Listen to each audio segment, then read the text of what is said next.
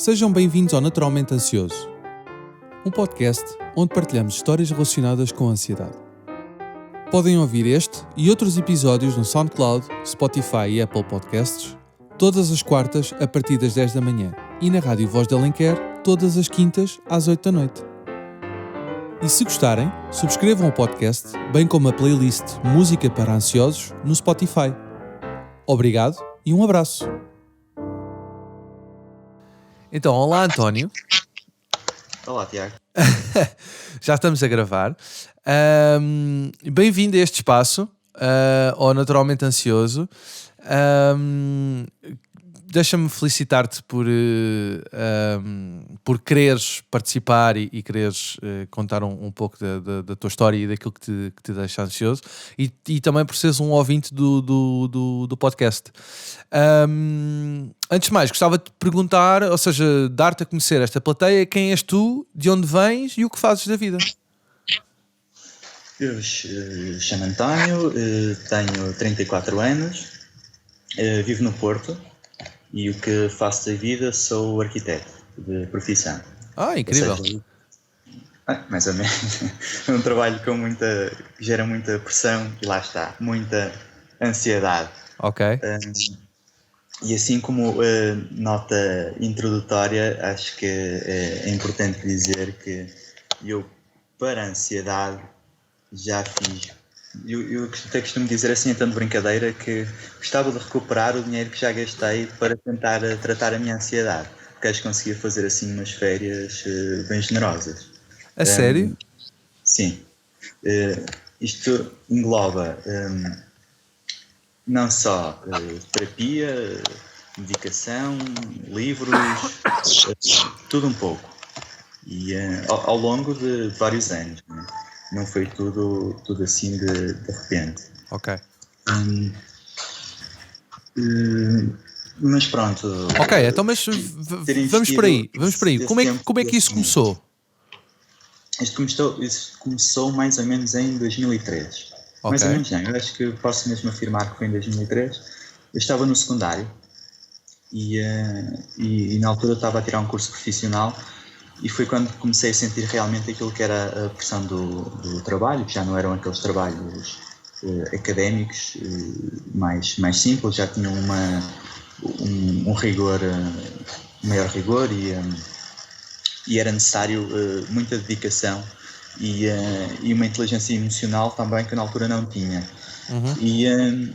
E com esse volume de trabalho comecei a sufocar um bocadinho, sendo que não sabia ainda como havia de lhe dar a volta, porque não conhecia ainda os sintomas, não sabia como é que a coisa se processava a partir dali. E como é que se manifestava a ansiedade na altura? Era uma coisa muito simples, era só o ritmo da respiração. Eu basicamente esquecia-me de respirar. Era como se a minha respiração se tornasse muito superficial e depois quase sufocava. Ou seja, começavas a hiperventilar, não é? Sim. É uma coisa que ainda acontece, só como já aprendi a dominá-la, já não me assusta. Porque eu acho que a ansiedade é um bocadinho uma espécie de é uma condição que se vai adaptando à pessoa que tu te vais tornando ao longo dos tempos. Ou seja, a ansiedade não é sempre igual. À medida que vais aprendendo a identificar e a dominar aquele sentimento, é normal que depois a forma dela se manifestar se modifique. Eu tenho notado isso ao longo dos anos, como estou a dizer, esta história de 2003, já são uns aninhos, e consigo já identificar e perceber que à medida que vou percebendo algumas coisas, ela vai se reinventando e aparecendo de forma diferente. Ou seja, a ansiedade é uma condição muito criativa, parece. Mas além da respiração também há uma questão que até acho que é comum, que são, além da respiração acelerada, também os pensamentos acelerados. Exatamente. Ou seja, começas a fazer o chamado overthinking, não é? Overthinking, exatamente, é isso mesmo. E que ainda hoje acontece, Às vezes tinha mesmo que parar e dizer, espera aí, deixa-me pôr as ideias no sítio e depois tomar a tarefa que estava a fazer. É muito comum, principalmente em ambiente profissional, uma pessoa ter que parar e dizer, espera aí, uma coisa de cada vez, senão não dá. Depois desta fase, há uma altura muito importante da minha vida, em que foi no ano seguinte, e eu tive um professor que foi muito importante. Ele era daquele tipo, o gênio louco, daquele tipo de pessoas que domina qualquer tema, só que tem ali uma dose de loucura evidente. Sim. Sabe? Estou a perceber o género. Em que tu consegues sugar tudo dele, tudo, o que ele estiver disposto a partilhar contigo, mas depois há aquele lado meio louco do misto de entusiasmo com um absurdo. E o que é que este professor trouxe tão importante? É que, para além da disciplina que ele lecionava, que certo. É o que é, não, até era informática, não era, nem tinha muito a ver com a questão. Mas ele trouxe-nos para nos ajudar a ultrapassar a pressão do trabalho alguns autores que desenvolviam técnicas no sentido de não só tratar ansiedade, mas também desenvolvimento pessoal. Basicamente trouxe um tema novo que era a PNL, a Programação Neurolinguística, que era uma coisa que ele também fazia, também dava cursos, que eu nunca fiz, mas que ele fazia, e que nos começou a dar algumas dicas, algumas pistas sobre a forma como poderíamos usar a PNL para contornar as nossas limitações ou as nossas dificuldades. E eu posso dizer que isso mudou a minha vida de várias formas. A primeira, porque eu aprendi um bocadinho a livrar-me de alguns preconceitos que tinha, que se costumam dizer, por exemplo, eu não gosto de livros de autoajuda. A autoajuda é um saco muito grande, onde cabe muita coisa. Às vezes cabe o bom e o mau. E tu podes estar a pegar num livro que está fundamentado com questões técnicas, etc., e estar a metê-lo num saco de autoajuda por preconceito, que era o que eu fazia, e estar ali a perder uma oportunidade de ter uma saída, um caminho novo, algo novo que te possa ajudar. Claro que também há os livros maus, e há os muito maus, que agora ainda para mais parece que está na moda o coaching, etc. Pois é. Não é? Mas que ele falou-me num nome que provavelmente és capaz de conhecer, que é o Anthony Robbins, o Tony Robbins. Não, por acaso não conheço. Ele tem um documentário na Netflix, e etc., que ele faz coisas muito interessantes, e ele estudou a PNL com os fundadores, ou seja, o Richard Bandler e o John Grinder. E depois aplica outras técnicas desenvolvidas por ele, ou não, o que foi ver a psiquiatras como o Milton Erickson, a Virginia Satir, que já vão buscar a psicanálise, hipnose, e depois consegue criar aqui um misto muito interessante. Só qual é que era o problema na altura? O Tony Robbins fazia anúncios na altura naquilo que se chamava TV Shop, etc., na televisão. Ou seja, passava isso para o comercial. Isso fazia a malta ficar assim um bocadinho reticente. Mas, a partir do momento em que eu dei uma oportunidade ao tema, percebi que aquilo podia ajudar muito.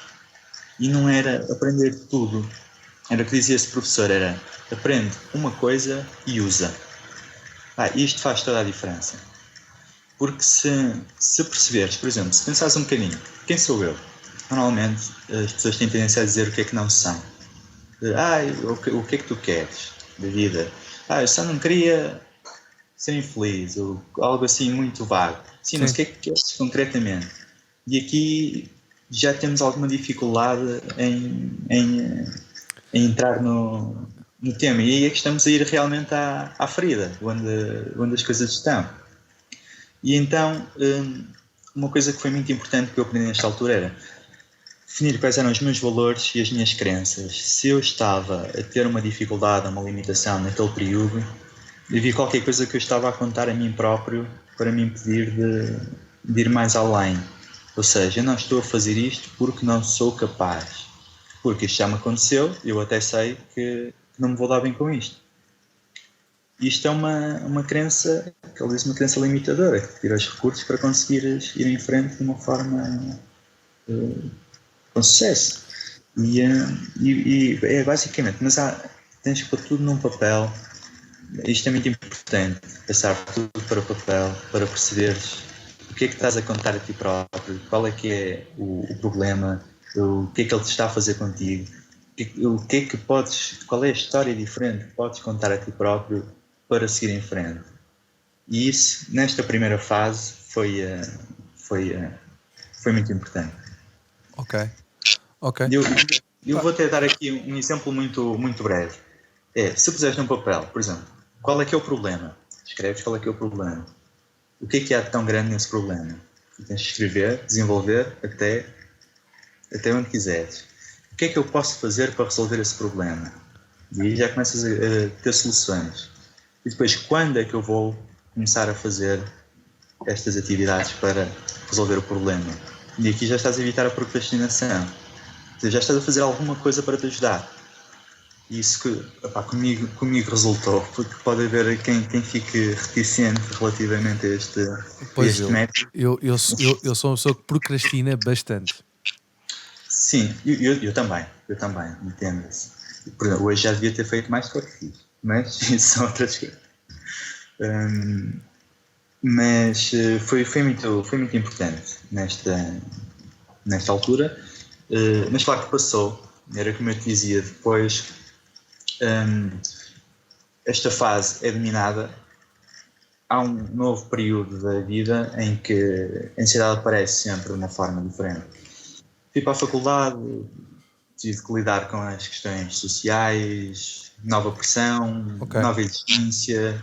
Já não havia aquela proximidade, por exemplo, que eu tinha com este professor, não é? Que havia apesar de tudo havia uma proximidade, ele já não havia, já era uma coisa muito mais fria e um rigor muito grande, em que eu percebi também uma coisa muito importante, que era questões de autoestima, que eu acho que também são muito importantes e que às vezes passam um bocadinho invisíveis na questão da ansiedade.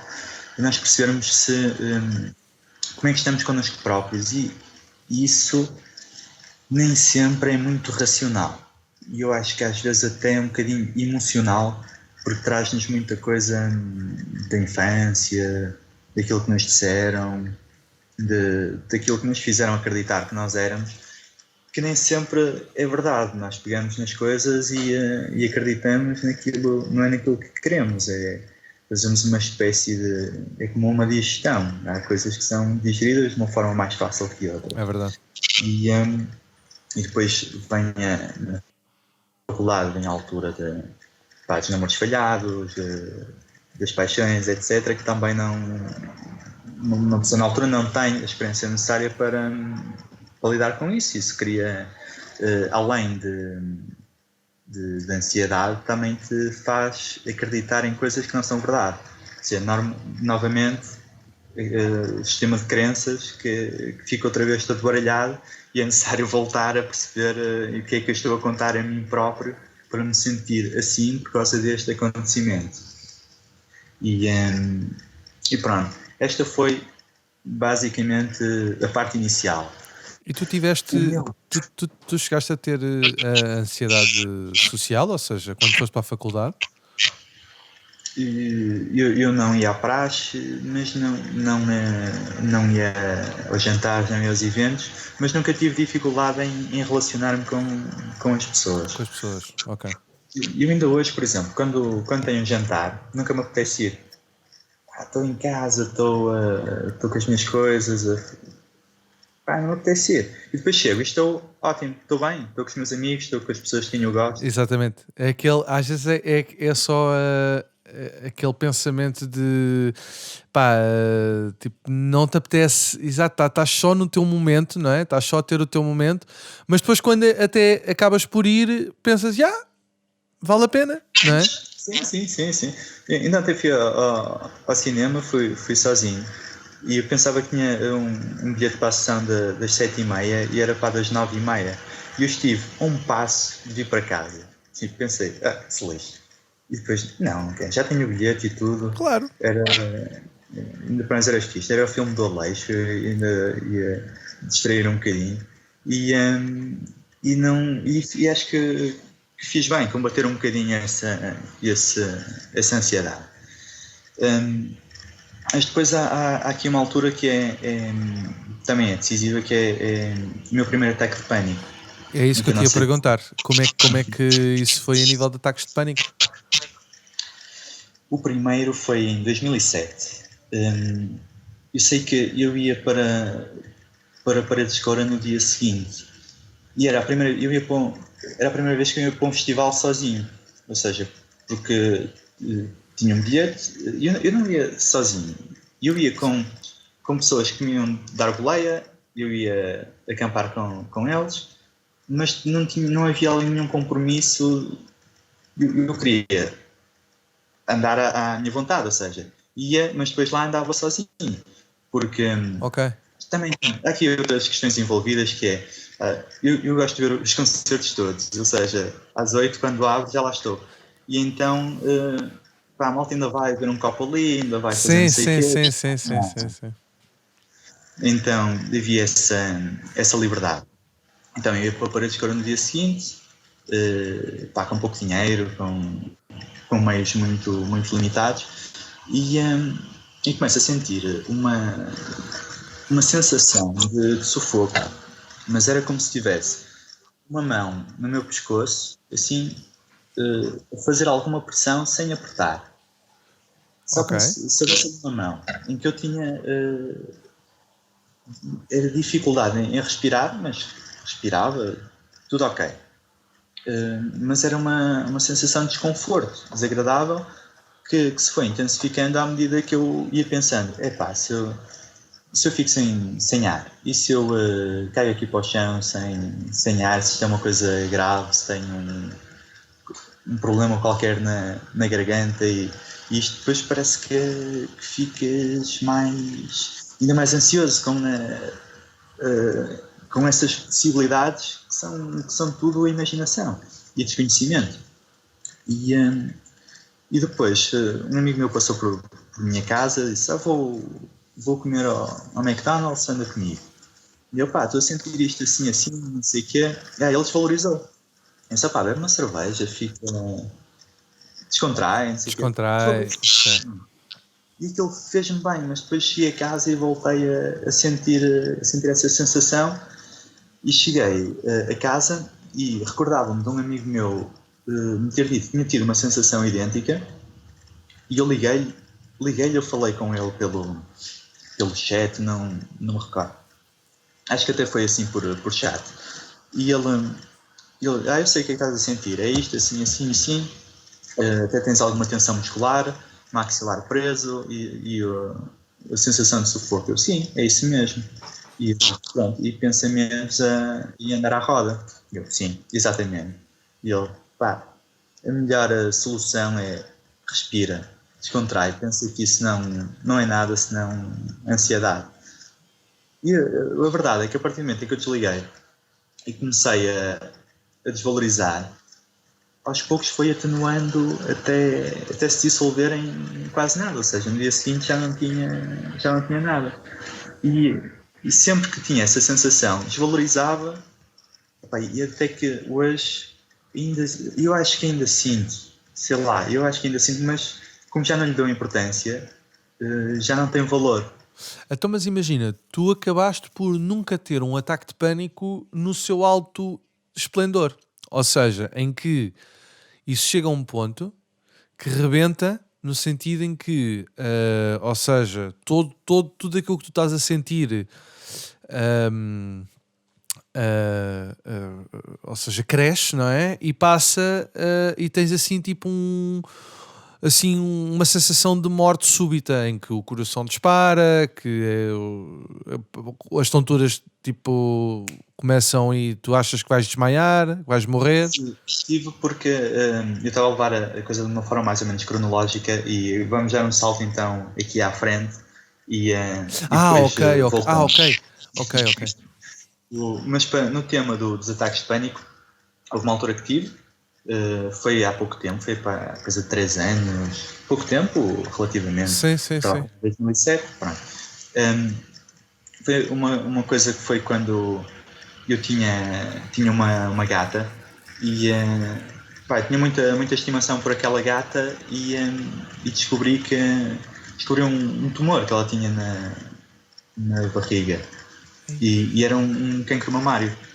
E a minha namorada estudou veterinária e percebeu que aquilo era e disse que aquilo era. Epá, confesso, tive um ataque de pânico, comecei a ver A sério? todas as cores, sim, as cores todas trocadas. Começaste a ter a visão turva?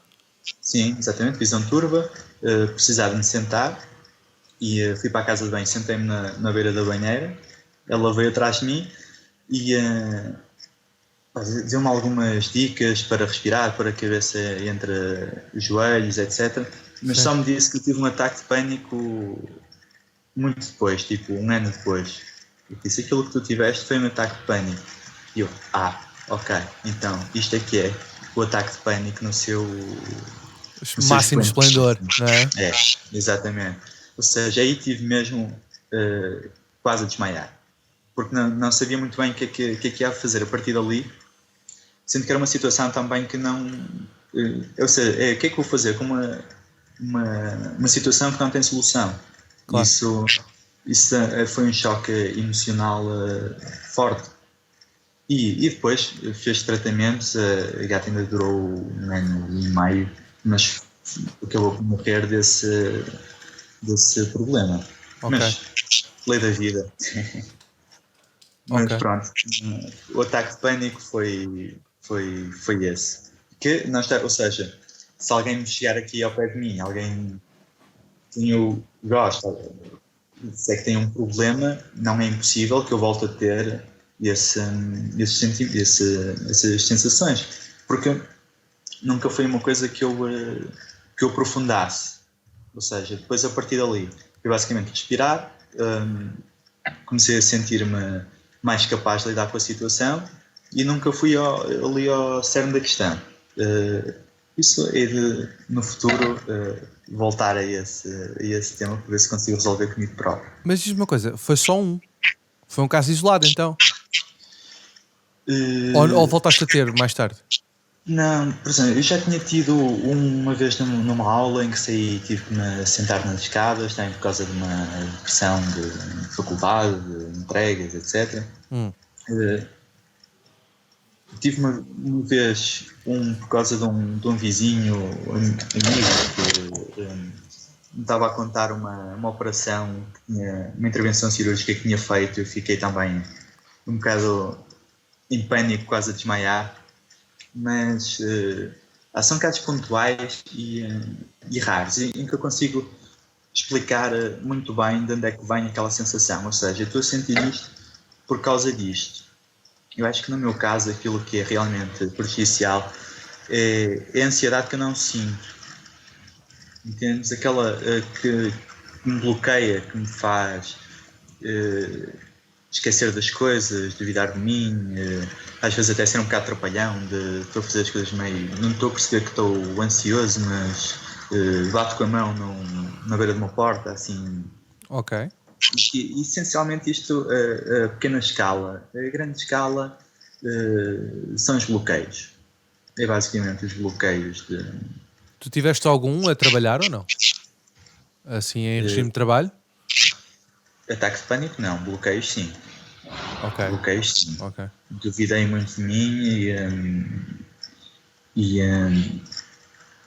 tive situações que foram complicadas por causa da pressão, daquilo em que eu comecei a acreditar naquela altura, naquilo que quem é que eu era trabalhar, porque nós normalmente somos muito diferentes no trabalho e em casa, não é? E uma pessoa no trabalho quer ser bom, quer ser... Pois, ou seja, exatamente, ou seja, tentas ter ali um padrão de trabalho e de rigor que depois leva-te, às vezes leva à loucura, não é? Leva muito à loucura. Muito, muito, Pois, muito. ok. E eu, por exemplo, eu tinha muito... Ia para uma empresa nova e queria mostrar ao máximo, só que ao máximo a minha performance, aquilo que eu era capaz de fazer. Isso levava-me, às vezes, até a ter o efeito contrário, ou seja, a não produzir da forma que queria, a estar tão estressado para não pensarem que eu estava a demorar muito tempo e acabava por não dar às coisas a atenção que elas mereciam. Houve uma altura, numa empresa onde eu trabalhei o ano passado, em que eu pensei, estava estressado exatamente por causa disso, e pensei, se lixe. Vou fazer aquilo que posso e aquilo que não está ao meu alcance, que não estou a dominar, vou deixar ir. As coisas acontecem de uma forma natural. Isso ajuda muito. Eu acho que isto é um bocadinho clichê aquilo que eu vou dizer, mas houve muito tempo em que eu me dedicava ou investia em tratar a ansiedade. E eu acho que não é uma coisa para ser tratada, é inicialmente para ser aceite. Aceitar. Sou ansioso. Sou um gajo ansioso. Ok. E exatamente. parece que logo melhor. Pronto. Exatamente. Ou seja, sim, ou seja, eu já disse isto noutros episódios de abraçar a ansiedade, não é? É tipo abraçar, ou seja, perceber que isto é uma condição que faz parte da tua vida, é uma maneira de ser. Agora, só depende de ti, ou melhor, só depende de nós, não é? Na realidade, se a gente quer que isto domine a nossa vida e que se torne uma constante, não é? Que se impeça a nossa vida, ou não é? Sim. Pois. Por exemplo, uma coisa que eu faço muito imagina que eu tenho que ir a Lisboa, ou que eu tinha combinado contigo e aí fazer o podcast. Ia de carro, eventualmente, e dizia, aquilo que eu começava logo a pensar era o percurso. E se corre mal? E se eu tenho um acidente? E se eu me perco? E se não tenho bateria no telemóvel para ter GPS? E se... Ok, então vou de comboio. É os E se isso. não tenho Uber? E se não... Estás a perceber? Isto é automático. É uma coisa que dispara na nossa cabeça. É quase como se fosse uma máquina que não estás a controlar. E depois, mas o que é que pode correr mal? E se apanhas um comboio, sais em Lisboa, está tudo ok. E se não estiver, ok. Pronto. Só que é incontrolável. E isto da viagem aplica-se a muitas coisas. E é realmente causa desconforto. Ok. Sim, é verdade. Mas nesta questão ainda de tratar, que houve uma altura em que eu queria queria conhecer um bocadinho melhor. Então, a minha namorada conhecer? Sim, exatamente. Para tratar. Sim. Então, há muitas formas de terapia, etc. Eu fiz duas. Eu consultei um psiquiatra e um hipnoterapeuta, ou seja, fiz hipnose para tentar tratar a ansiedade. Okay. O psiquiatra foi um flop total, horrível. Mas chegaram-te a prescrever medicação? Sim. Só que na altura já estava a tomar medicação. Ok. Só que não tinha sido prescrita. A minha namorada é médica, logo ela tinha arranjado tinha prescrito ela a medicação. Ok. Mas ansiolíticos ou antidepressivos? Ansiolíticos. Ok. Não era Lexotan que eu estava a tomar. Ok. Então fui ao psiquiatra, o tipo parecia que estava completamente drogado. Olhava para mim assim com uma expressão ausente E eu falava, pá, expus até situações um bocado delicadas da minha vida que, com o intuito de ele me ajudar, pá, não ajudou nada. Ele não disse absolutamente nada, por exemplo, que eu ou tu não pudéssemos fazer se estivéssemos sentados naquela poltrona.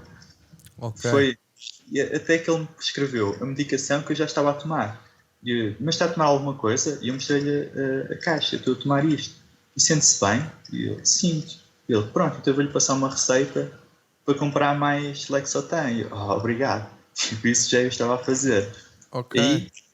E uma coisa foi só lá fui basicamente gastar 60 ou 80 euros e tomar um café. Pois é o problema normalmente das consultas de psicologia, de psiquiatria, é que é tudo muito caro e não são, pelo menos que eu tenha conhecimento, posso estar errado, mas neste momento que tenha conhecimento não são comparticipadas pelo Estado, ou seja, se tu necessitares de apoio, se necessitares de apoio psicológico e se necessitares, ou seja, se não tiveres possibilidade de conseguir pagar uma consulta, eu acho que não é, acho que só é comparticipado em num ou dois hospitais, se for, acho eu. Eu não tenho a certeza, Se calhar até é e estou aqui a dizer uma barbaridade. Tenho que me informar sobre isso.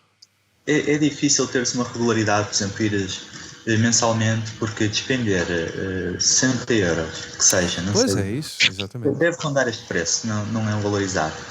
Epá, não é fácil para ser uma coisa mensal. E depois o problema é que isto nunca é. Sei que muitas vezes as pessoas acabam por ir logo para o medicamento, porque o medicamento é a cena rápida, estás a ver, que faz efeito. Porque imagina, o medicamento deve ser tomado sim, mas como no sentido de te dar espaço para tu, é tipo penso rápido, estás a ver? Ou seja, aquilo basicamente deve ser tomado para tu estares bem, não é? Para depois trabalhares o teu eu pessoal. Ou seja, para tu melhorares aquilo que tu tens que melhorar na tua vida. E então o que as pessoas fazem, muitas vezes por uma questão de dinheiro, que eu consigo compreender isso, e já tive vários casos em que falei aqui e de outras pessoas que me falaram precisamente sobre isso, que é ir a um psicólogo ou ir a um psiquiatra ou ter ajuda psicológica é cara, é bastante cara. E muitas vezes as pessoas não têm condições para isso, porque isto não é uma coisa em que tu vais uma vez a uma consulta e isto desaparece. Isto não é assim.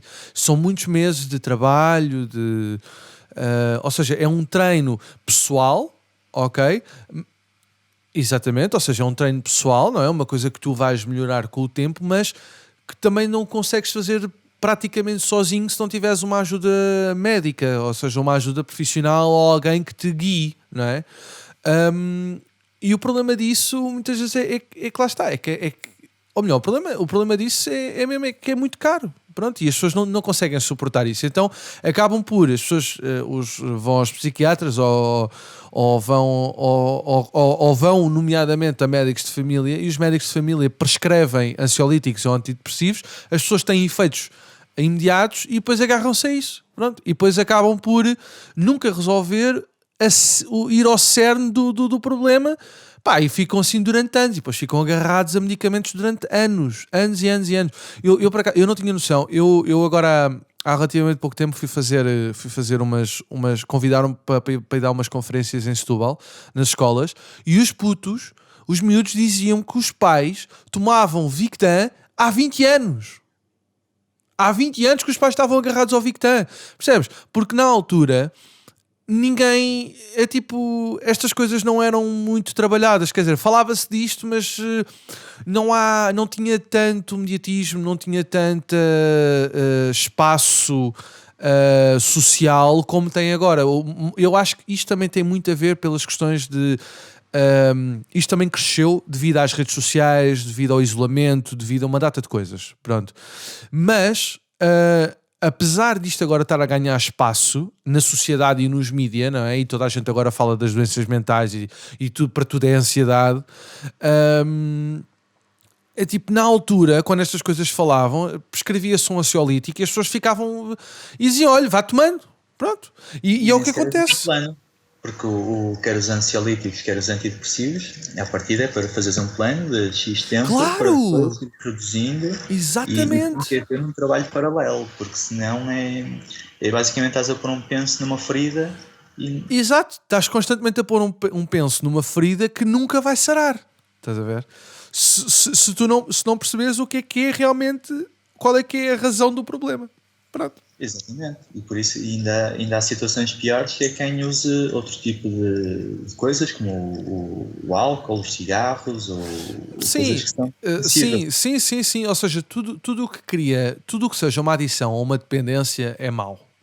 Pronto, é mau. Pá, e os ansiolíticos são altamente dependentes. Eu sei porque passei por essa experiência. Porque, imagina, a minha experiência foi, eu fui mal medicado, portanto, eu fui mal medicado por uma médica de otorrino que me prescreveu o Victan 2 vezes por dia. Estás a ver? E não me disse para parar. Só me disse, olha, tome isto 2 vezes por dia e quando acabar a caixa, depois venha cá. Obviamente, eu passado 10 dias, porque a caixa tinha 20 comprimidos, não é? Passado 10 dias estar a tomar aquilo 2 vezes por dia, uma de manhã e uma à noite, eu estava altamente dopado, estava drogadíssimo. Estás a ver? Estava agarradíssimo àquilo, porque aquilo... Imagina, eu estava bem, mas ao mesmo tempo não estava, porque eu não me sentia ansioso, mas estava completamente drogado, porque eu parecia um zombie.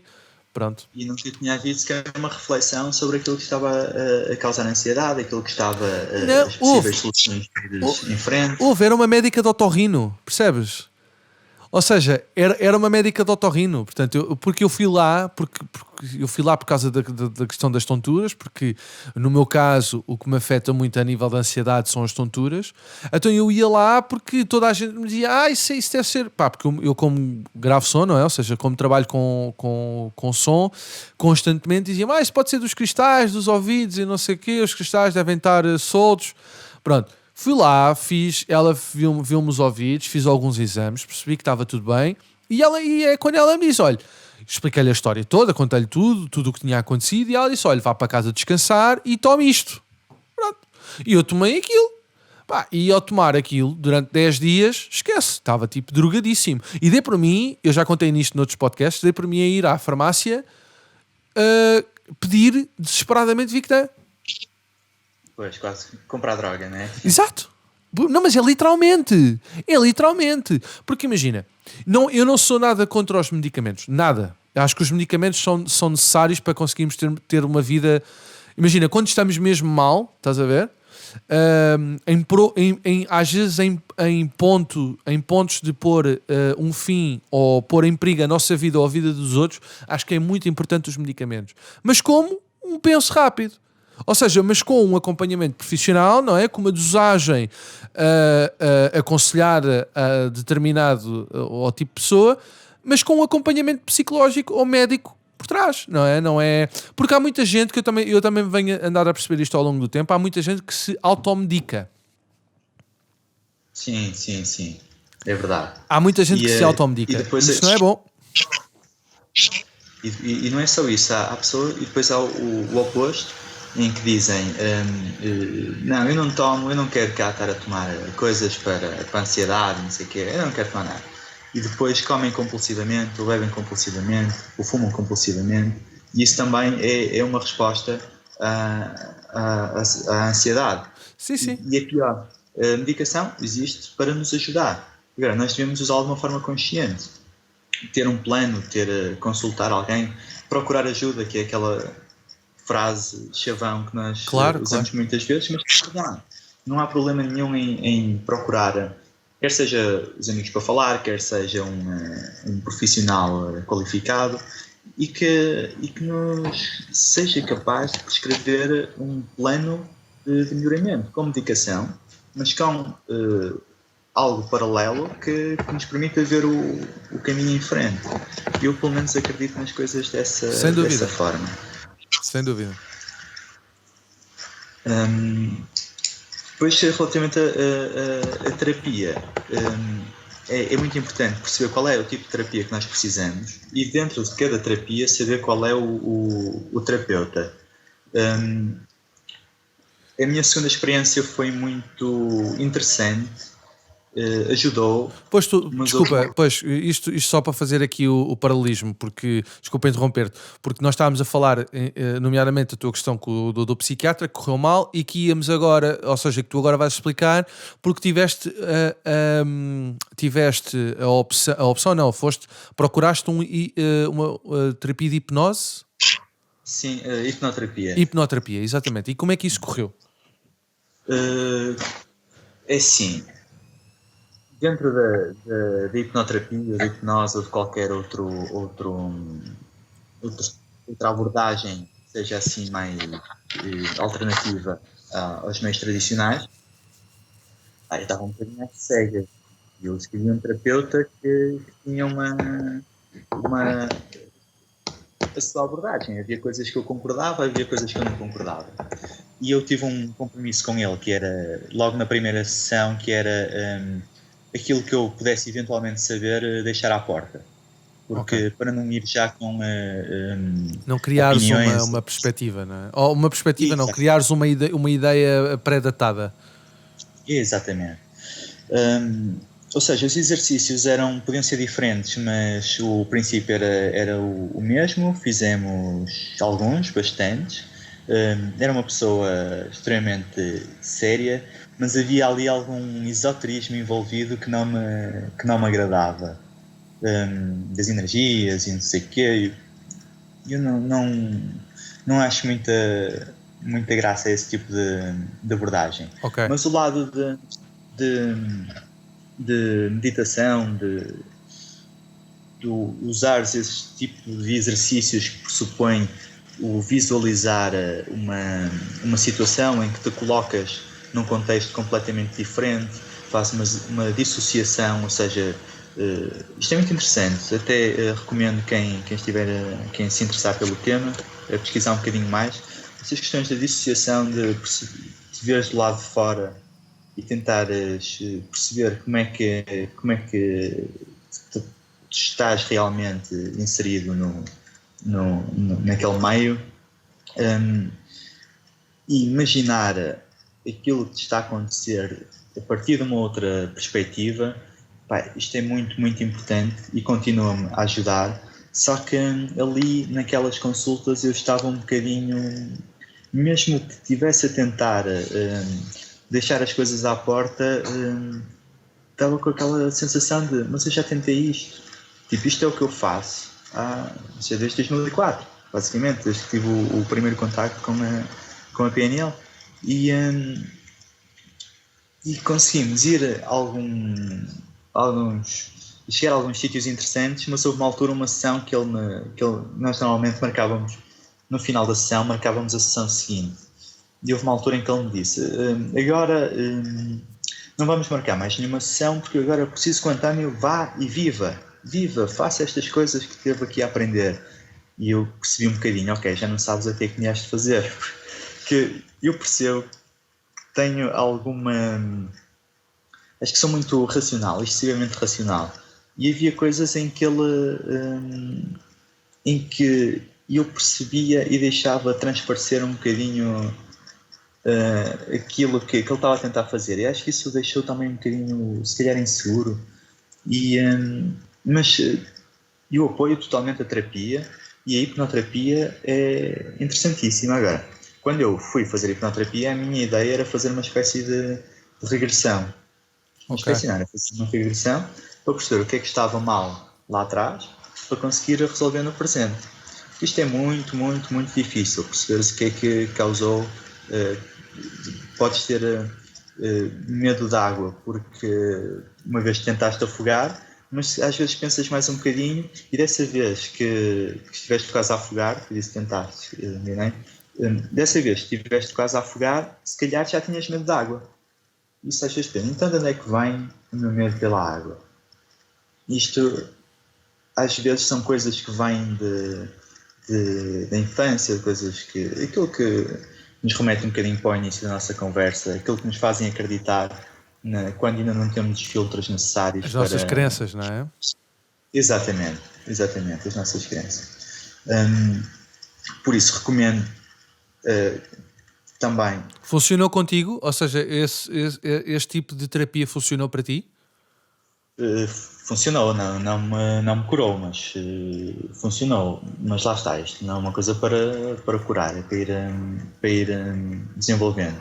Por exemplo, eu acho que ia funcionar muito bem, eu gostava de fazer, porque acho que a terapia é uma coisa que não precisas ter um problema para fazer. E eu interesso-me também bastante pela psicologia e os temas envolvidos. Gostava muito de fazer psicanálise. Okay. Acho que é interessantíssimo. Consegues conhecer-te um bocadinho melhor, um bocadinho ou bastante melhor. Depois também tem o reverso da medalha, que é tu vais ter que ir a sítios muito escuros do teu ser, né? Tens que ir ali cavar no oco de ti mesmo. E isso às vezes pode trazer alguns dissabores que podemos não estar preparados para lidar. Ou seja, estar um bocadinho a resolver um problema e encontrar outro. Mas eu acho que vale a pena. Nós temos que chegar ao outro lado com cicatrizes eu acho que é mesmo importante conhecermos e sabermos quem somos e de onde é que vêm as nossas limitações, inseguranças e medos e claro que permitir ir mais além. Por isso eu ainda hoje luto com a ansiedade, mas de uma forma positiva. É uma coisa que está cá e que eu lido perfeitamente. Por exemplo, eu tinha dito que hoje não ia dar porque tinha que ir buscar o carro, foi rebocado, etc. Epá, eu para ir buscar o carro tinha que... não podia ir de carro buscá-lo, não é? Então tinha que apanhar 2 transportes e ainda tinha compromissos à noite. Epá, isso já me estava a causar ansiedade, mas eu pensei, se eu for amanhã, não morre ninguém, até porque eu não tenho... Depois percebi que não tinha documento. Não há problema nenhum. Por isso é uma forma de às vezes pensar, isto não tem a importância que eu lhe estou a dar, por isso vamos baixar aqui um bocadinho o volume da voz cá dentro da cabeça e redirecionar o foco para outra coisa mais positiva.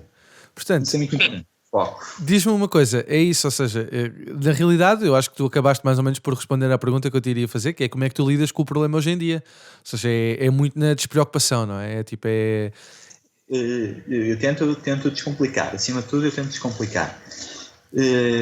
Não é fácil porque também tem um bocadinho aquela tendência de imagina, um problema que me causa ansiedade, que é uma coisa que é estrutural, que está em mim, como por exemplo a questão da gata. A partir do momento em que o problema está resolvido, eu devia tratá-lo, pensar um bocadinho mais sobre ele e aprofundá-lo um bocadinho mais para perceber as questões de base que estão ali a criar-me esse desconforto. E às vezes aquilo que acontece não é bem isso, ou seja, o problema está resolvido, ok, não vou pensar mais nele. Isto é muito comum e é normal porque uma pessoa tem outras coisas para fazer. Pronto, isto está resolvido, olha, já está. E se calhar não devia ser tanto assim, devia aprofundar um bocadinho mais. Mas também, por outro lado, descomplicar também um bocadinho mais, gente. Pronto, okay. Olha, está resolvido. Ok. E diz-me uma coisa, que conselho é que darias ou dás a quem a quem está a passar por isto? O primeiro é aceitar. Aceita que és ansioso, não há problema nenhum. És ansioso? Bom. O segundo, planear. Fazer um plano e podes fazer mesmo... Eu recomendo sempre pôr as coisas no papel, porque é muito, muito diferente ter as coisas no papel ou só pensar nela. Eu estou ansioso por causa disto e para resolver isto vou fazer isto. E por fim, eu acho que é não nos compararmos muito com os outros e não nos preocuparmos muito com aquilo que os outros pensam. Porque isto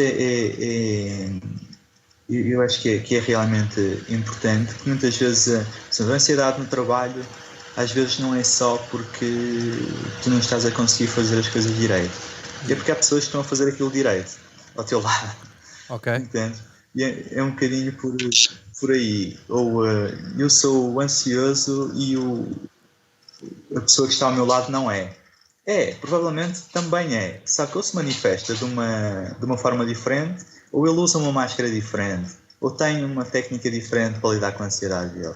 Somos diferentes e é isso que eu deixo como conselho. Aceitar as coisas, não comparar, não pensar naquilo que os outros estão a pensar sobre nós, fazer as coisas. Ok. Diz-me uma coisa. Música. Como é que estamos de música? A música teve aí um papel importante ou não? Teve e tem, continua a ter. E ainda no outro dia estava a pensar nisso um bocadinho. Que eu gosto muito de concertos e tento ir aos que posso. E és um fã de Red Hot, não é? Eu sou um fã de Red Hot, sim. Pois, és um fã de Red Hot. Porque eu vi que o teu nome no Skype, como era RHCP, eu pensei assim: ele é fã de Red Hot. Muito fã, sim. Ok. Eu tenho uma gata chamada Chili e um cão chamado Pepper. Ok. Faz sentido agora. Eu gosto muito dos concertos, acho que me fazem realmente bem para extravasar um bocadinho. Há alturas muito. Se eu estiver assim um bocadinho mais down, há alturas em que eu tenho mesmo que bater no fundo, sabes? Aquela coisa de bater mesmo no fundo para depois voltar cá para cima. Sim. Aí vou um bocadinho ao Tom Waits, a outra banda que eu gosto muito, que é da minha adolescência, Smashing Pumpkins, aquela coisa mais. Um bocadinho mais. Mais introspectiva, não é? Sim. E agora aqui o Pepper está a fazer barulho. Não faz mal, não se ouve, não te preocupes. Para reerguer, às vezes para reerguer, vou muito às Red Hot, principalmente ao Blood Sugar Sex Magic. Exato. Acho que é aquela que pões e dá-te logo uma energia, tipo, ok, já estou bem, tipo, you're away. Exatamente. E pronto, entre muitas outras coisas. É uma coisa que também me faz bem, que também pode ficar como conselho para as pessoas, é ter uma atividade. Não precisa ser uma atividade física, pode ser, até recomendo uma atividade física, mas, por exemplo, uma das minhas atividades eu coleciono vinil. Então, A sério? Boa! Ok, olha, eu também. Sim, ótimo. Também mas atenção, eu tenho uma mini coleção, mas já tenho ali uma ou duas pérolas. Eu também tenho algumas pérolas, mas pá, a minha coleção também não é muito grande, mas tenho muito orgulho nela. Ok, boa, pai. Olha, eu curto bem. Eu só acabo por não comprar às vezes mais vinil pelo preço. Pronto. Porque às vezes há aqueles discos que eu gostava muito de comprar, mas quando já vão aos 70, 80 euros, pronto, é isso. É tipo, é o que é e há que aceitar. Pronto. E acho e é o preço a pagar. Mas para mim, às vezes, para a minha carteira é um bocadinho complicado. Pois, eu confesso, compro alguns usados, gosto de ir àquelas lojas com... a minha namorada, quando vivia em Barcelona, havia uma loja que era Revolver Records, Sim? onde havia vinis desde 7 euros. Ok. E gastar lá balúrdios e temos uma coleção generosa. Muitos vieram de lá. Tem coisas incríveis, tipo do Bob Dylan, com as músicas traduzidas. A sério? Sim, para espanhol. Ai, é brutal. Pronto, este tipo de coisas que nos dão algum São aqueles alento. bootlegs bons. Sim, umas coisas muito giras, tinha lá, mesmo muito giras. Este tipo de atividades, pode ser colecionismo, como outra coisa qualquer, também nos tira o foco daquilo que são os macaquinhos no sótão, que às vezes alimentamos e que não é preciso alimentar de uma forma tão pejorativa.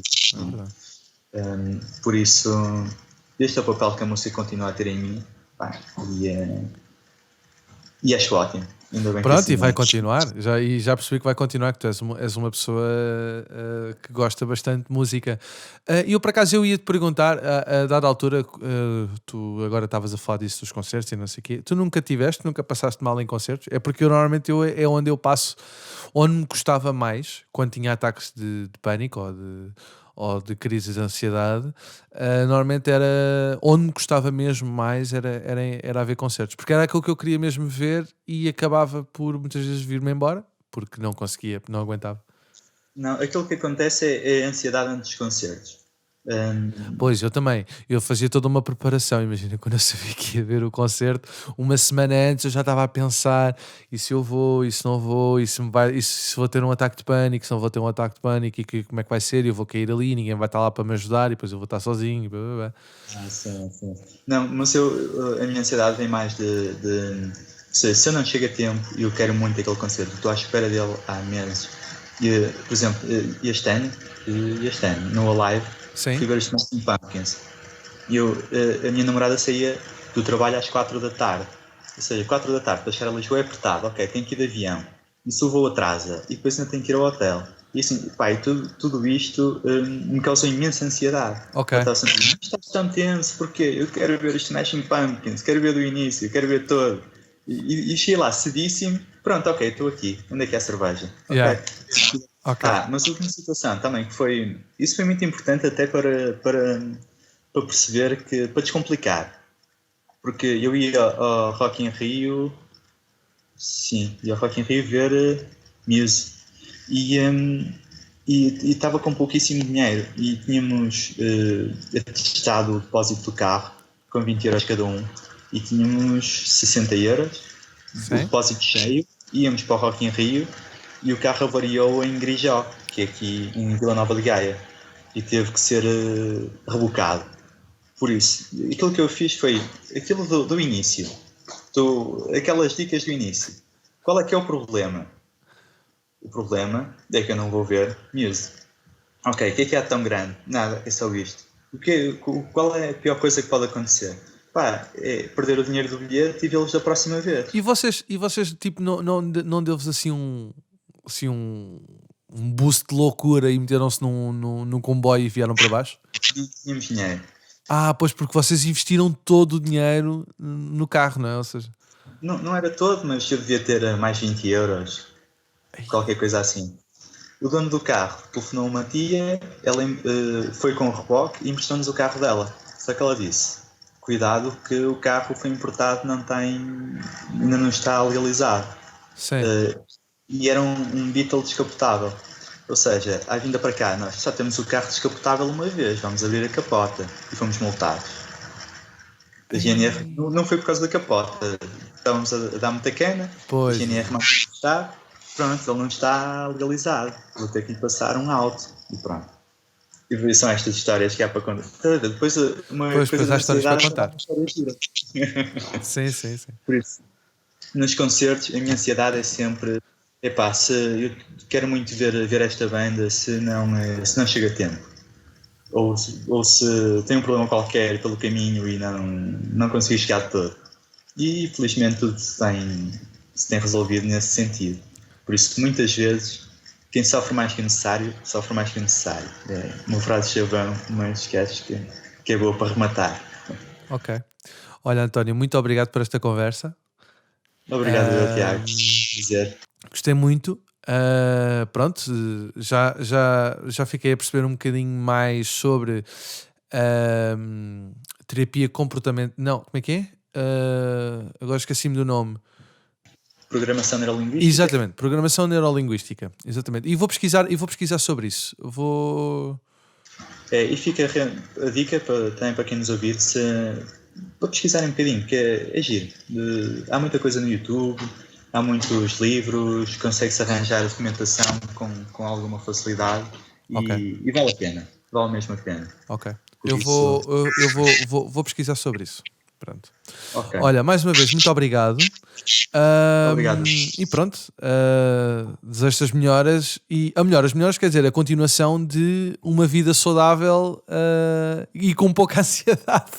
Com pouca ansiedade, preferência. Exatamente. Então vá. Obrigado, um forte abraço.